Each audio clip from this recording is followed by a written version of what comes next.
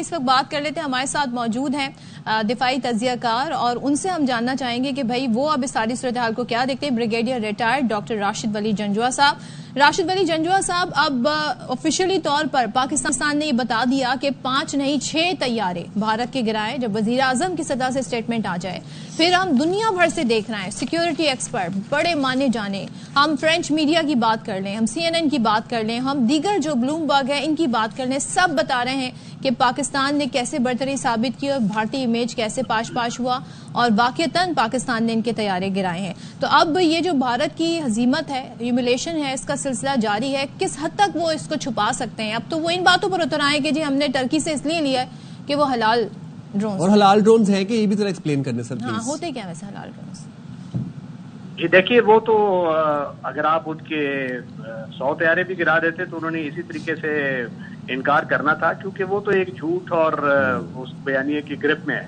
اور بہت مذاقہ خیز ہے ان کا جو سٹانس ہے ان کے میڈیا کا. وہ میڈیا کی تو ابھی کوئی کریڈیبلٹی ان کی رہ نہیں گئی پوری دنیا میں. اور یہ رافیلز کے گرنے کی تو تصدیق جو فرانسیسی میڈیا ہے لی مونڈے, وہ بڑا معتبر جریدہ ہے, اس نے بھی کر دیا ہے. ان کی دیگر بہت سے ذرائع نے ابھی یہ ثابت کیا, اور بھارت کے اندر سے بھی کچھ ایسی آوازیں ہیں جو ایکنالج کر لی ہے انہوں نے اس چیز کو. اس کو تو وہ چھپا نہیں سکتے.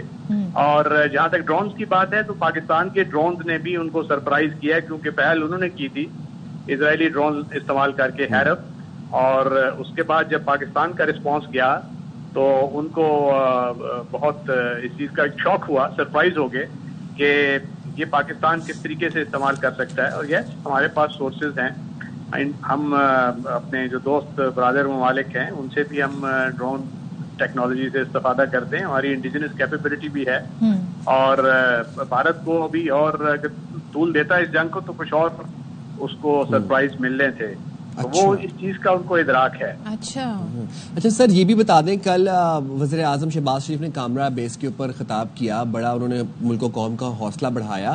انہوں نے پاکستان کی پاک افواج کو, مسلح افواج کو خراج تحسین پیش کیا. انہوں نے ایک اور بھی بڑا اعلان کیا, انہوں نے کہا کہ ہم نے 5 نہیں 6 طیارے گرائے ہیں.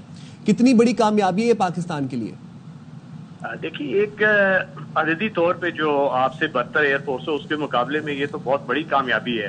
اور یہ اس چیز کو ظاہر کرتا ہے کہ جو ہماری ٹریننگ تھی, ہمارا جو ویپن سسٹم انٹیگریشن تھا, ہمارا الیکٹرو میگنیٹک اسپیکٹرم ڈومینیشن تھی, الیکٹرانک وارفیئر تھی, وہ اس سے کہیں زیادہ سپیریئر تھی. اور اس کو آج کل پلیٹ فارم سینٹرک جنگ نہیں رہ گئی, یہ جنگ ہے نیٹ ورک سینٹرک جس کو کہتے ہیں, کہ پورا ایک نیٹ ورک ہوتا ہے مربوط, سیٹلائٹ سے لے کر جہاز سے لے کر جو اے واک سسٹم پیچھے ہوتے ہیں, اس کے بعد نیچے جو الیکٹرانک وارفیئر کر رہے ہوتے ہیں, وہ سارے ایک ڈیٹا لنکس کے ذریعے ایک پوری سنگل کامن آپریٹنگ پکچر ان کو پاس ہوتی ہے. اس کے بعد پائلٹ جو ہے وہ ٹریگر دباتا ہے. تو یہ اس وقت بھارت نے تو تکیہ کیا ہوا تھا پلیٹ فارم, اس پہ وہ خرچہ کیے جا رہے تھے, اور ٹریننگ اور انٹیگریشن اور ٹیکنالوجی کو صحیح طریقے سے استعمال کرنا, اس میں پاکستان نے ان کو بہت پیچھے چھوڑ دیا ہے. اور اس مرتبہ جب ہم نے یہ جنگ کا آغاز ہوا تو سیلف ڈیفنس میں پاکستان کی جو تینوں سروسز ہیں ان کے درمیان ٹرائی سروس انٹیگریشن جو دیکھنے میں آئی, یہ بہت حوصلہ افزا ایک چیز ہے.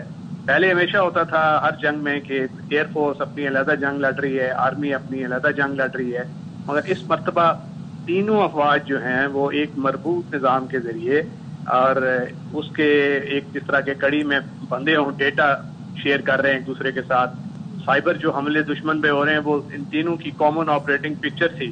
آرمی کی سائبر کمانڈ بھی کر رہی تھی, ایئر فورس کی سائبر کمانڈ بھی کر رہی تھی حملہ, اور یہ اسی ٹرائی سروس کوآرڈینیشن, انٹیگریشن اور مربوط نظام کی وجہ سے ہم نے یہ کامیابی حاصل کی ہے.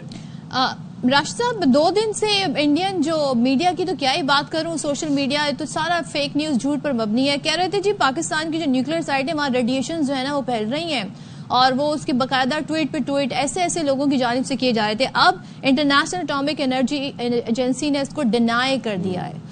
مطلب اتنا بڑا ڈینائل سامنے آیا ہے. مجھے تو حیرت ہوتی ہے کہ ان کے جھوٹ کا سلسلہ کب رکے گا, کیونکہ ان کا جھوٹ جتنا بڑا جھوٹ بولتے ہیں اتنی بڑی ان کی رسوائی ہوتی ہے.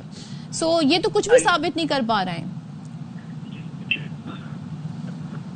جھوٹ بولو ये किराना हिल की बात हो रही थी जिसपे वो क्लेम कर रहे थे कि उसमें हिट हुआ है रेडिएशन, मगर वो तो फिर जब उनको मालूम हुआ कि ये बहुत खतरनाक स्टेटमेंट दे रहे हैं तो खुद ही उसने उनसे रिकांड कर दिया।